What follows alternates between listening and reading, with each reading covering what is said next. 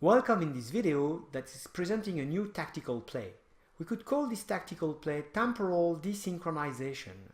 Temporal desynchronization is quite hard to pronounce for French people, but it's quite easy to use for everyone.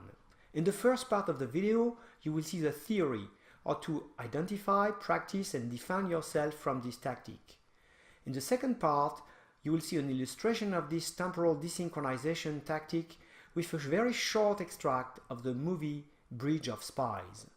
And then in the last part of the video, you'll see an analysis of the COP21 discussion where the US are claiming that the agreement is unfair from their point of view. And again, temporal desynchronization is at the heart of the analysis. Let's start with the theory. Well, the idea is to propose a set of concession and counter-trade that are equivalent but happening at a different time.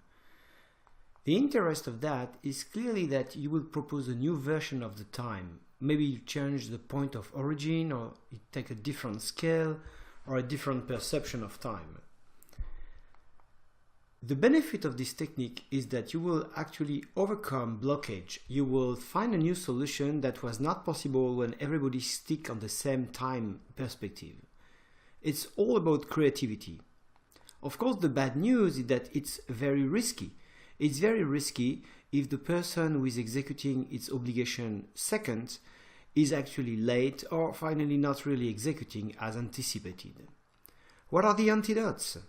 Well, very simple. Most of the time, people refuse to desynchronize in time because they feel uncomfortable. Maybe they can request a guarantee or a penalty in case of non-execution, or ask for a third-party authority to control the execution of the deal. In the future, blockchain will help doing that. In this short extract from Bridge of Spies, we can see two negotiators discussing the condition to exchange prisoners. And one of them, the Russian representative, is proposing to do it 6 months after the American released the Russian spy. Why is that? Let's watch the scene and make the analysis right after. Yes.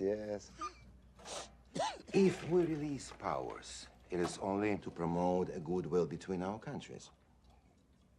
So, it cannot be an exchange.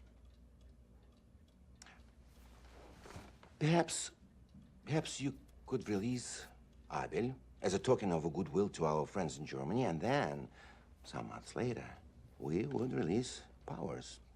There is an idea. No, that just won't work for us at all. See, we need this to be an exchange. You can call it what you want, but an exchange it must be. We can have Abel here within 48 hours.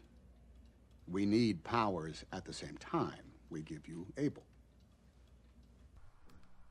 Indeed, the Russian spy had been caught long before the American pilot was shot down and captured by the Russian government. So in order to make a fair deal, maybe the duration of captivity could be a better parameter than just the day of freedom. Nevertheless, since the party could not trust one another and there was no third party to make sure that the second obligation would be fulfilled, they finally decided to release the spy on the very same dates. But thinking of it, really the duration of captivity could have been the best option to make a perfectly balanced agreement. Let's look at the COP21 agreement. We are all familiar with the stakes, which is saving the planet, and we are all familiar with the fact that the current president of the United States is not very much in favor of the concept. He is already announcing that he will withdraw from the accord, and let's look at what this accord means for the US. In terms of commitment, the US are planning to reduce right now their level of pollution, aiming for a decrease of 26 or 28% by 2025 compared to the level of 2005. Look at the order of magnitude of the pollution which is under consideration. It's about 5 or 6,000 of millions metric tons of carbon dioxide equivalent. Look at the Chinese commitment. In China, they made a different commitment which is totally desynchronized in terms of time. China is committing to reduce its emission not before 2030.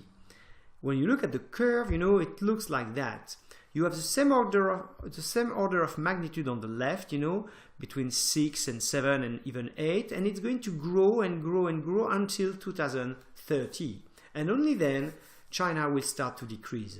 The reason for this desynchronization is because the China per capita pollution is slightly lower because they have a bigger population than the US.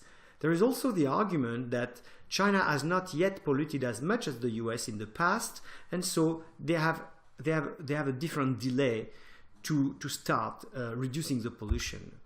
Clearly, when you compare the two curves, it looks like one of them is not making the same level of effort than the other one. And this is what the US administration want to challenge into a new negotiation. Basically, they are refusing the temporal desynchronization that was agreed during the negotiation in Paris.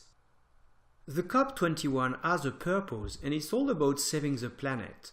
What parameter of time should we use in fairness? Well, clearly you need to reduce the emission now. It doesn't really matter how much you polluted in the past, what's your level of per capita today, nor your comparison with your neighbor. And it's a good illustration of these techniques. It could be used for creativity, or it could be used for manipulation. Each time you have to make sure that you push the balance in favor of creativity and you refuse manipulation, although these techniques might be used for both. Now you know much better about temporal desynchronization. You know how to use it in a positive way for creativity and getting outside of a blockage situation. And you know how to defend yourself when people try to use this technique against you, trying to manipulate you. I wish you well, and if you love the video, just let me know. See you soon.